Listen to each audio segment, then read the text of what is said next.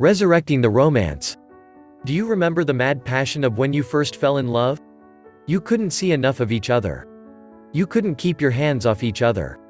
Every minute was spent thinking of the other. You stayed up way too late talking about your hopes and dreams, being willing to wake up sleepy just to have had a few more moments with the person you loved. You wanted to buy gifts and tokens of affection for your new partner. You went out on dates, pleased each other in bed, and happily cooked dinner for the other person. Now, the time you spend together involves chores.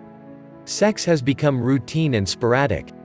And cooking dinner is about feeding the body but not the soul. In this situation, how do you resurrect the romance you once had? This report aims to help married couples and long-term partners re-experience all of the passion they had at the beginning of their relationship. Give 100%.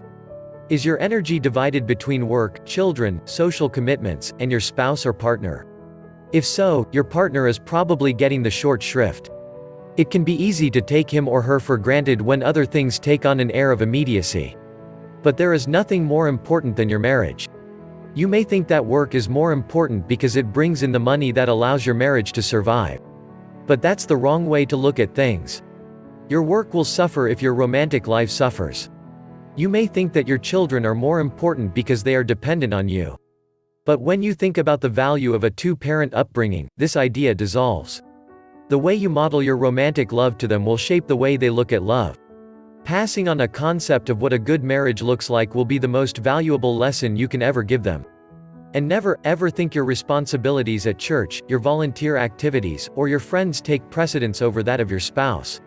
While a partner can understand stresses at work or with the kids, they will be greatly wounded if you put social obligations first. These are voluntary and should never take the place of your mate. Giving 100% is not to say that you will never have situations where work or the kids interrupt your time with your spouse. It does, however, mean that keeping your spouse happy is the uppermost thing in your life. Remember, if love is really your top priority, then you never sacrifice for it. You keep it front and center in your life.